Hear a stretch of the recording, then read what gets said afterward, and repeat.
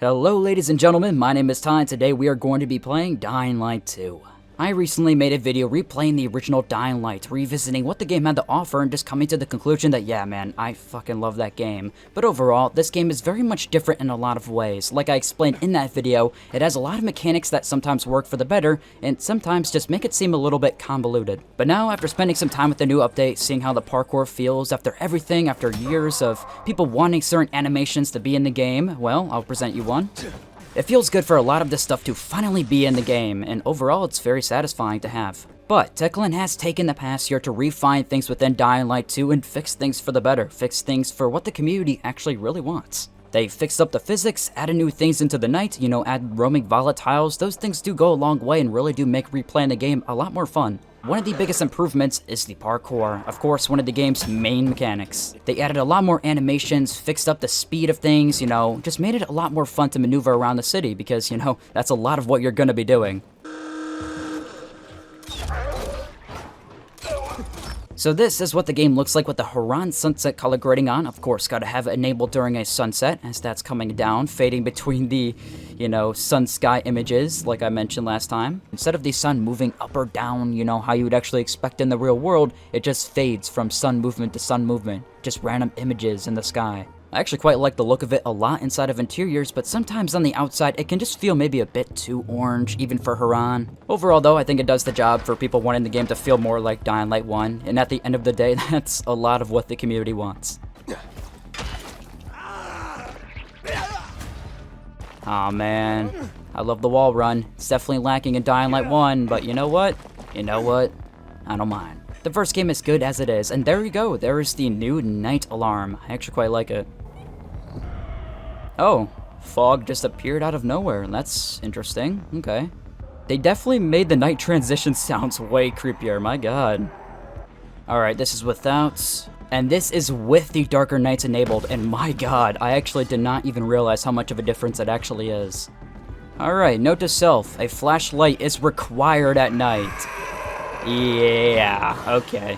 Adding new volatiles at night adds a new sense of emergency, way more than I first anticipated, to be honest. Oh, this is not a good spot to be in, okay. Oh yeah, we're just fine.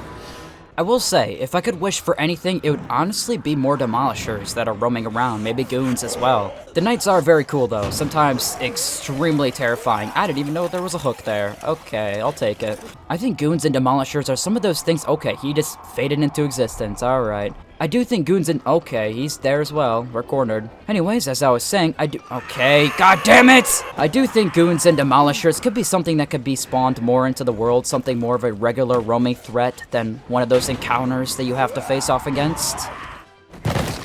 Ow, that did not feel great. Okay, is that a goon? Hey, I was just pointing out my problems with them. Alright, well, I'm glad we actually see one now. Alright, help me out, buddy. Thank you. Give me that trophy. Give me that trophy and loot. Uh-oh. Ah, here they are. Fellow NPCs that haven't loaded their textures in. Seriously though, it actually looks hilarious looking at them without their textures loaded in. One thing I've noticed for me, and it's been like this since launch, or early access I should say, is the game takes a long time to load in the sounds, the textures, all of it, and it's very weird. It takes sometimes 3 to 5 minutes to load in fully. Well, now that the night is over, I think it's about time I give a little bit of a review.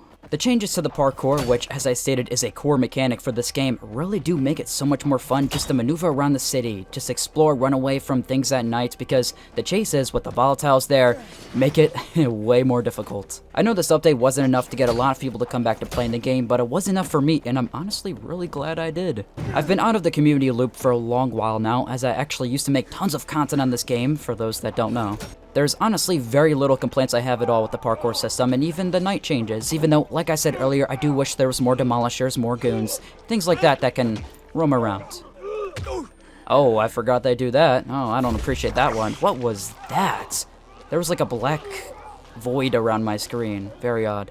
The more I think about it, I actually haven't seen a single howler this entire time. It's like their roles have been completely diminished. From what I've heard, they still attract zombies, but still not to the degree of what volatiles do now, which, like I said, have taken over the role of howlers. I really do think they can add more chargers, more banshees, more special infected like that to make the chases more fun. I really only saw walkers, virals, spitters, and volatiles, which are fun to face against, but after a while, I would like to see more of the other special infected. But really, that's like the only criticism I have for right now.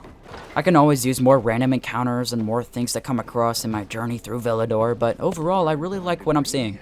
I guess another criticism I do have is the lack of sounds in certain areas, or sometimes the sounds are extremely delayed. That could be an inner issue on my side, but I really don't know, to be honest. It's been going on for a while.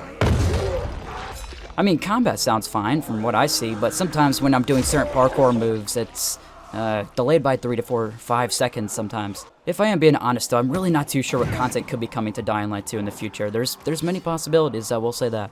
The first year of support they spent on updating this game, and I love it, honestly, I think it's great, they've done a lot. But they've also added in Bloody Ties and some smaller bits of content along the way as well. But they are open to going in a very different direction in the future, whether it be a survival mode, a tag mode, things like that. The lead franchise director, Tomas Maktala, is actually doing polls on his Twitter, which are, gonna lead to actually maybe things coming in the future. We'll have to wait and see. In the poll they have up, some of the options listed are a Night Runner mode, which would be permadeath, top difficulty, top level immersion, however they mean by that, or survival mode, which would be food, water management, things that we've seen in games like The Forest or DayZ, a lot of those types of survival mechanics. Another option listed was free roam, which would be no story, just open world activities that you would just restart and play over and over again. I would assume lots of random challenges, things like that to come across. Then there was also the idea for a tag mode, which could be very, very fun, I feel like, but I don't know, that got the lowest votes, so I feel like it'll be a little while before we see that one.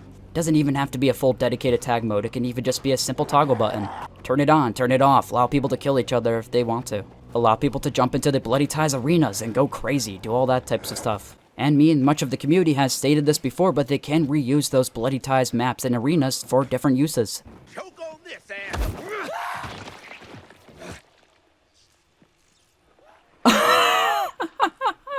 Okay, maybe the physics aren't perfect.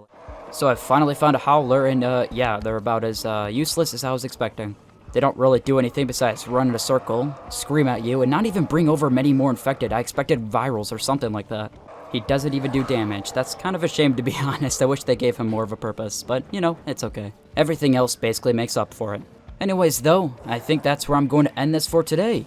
If you enjoyed, feel free to like the video, subscribe if you enjoyed, and stop by next time.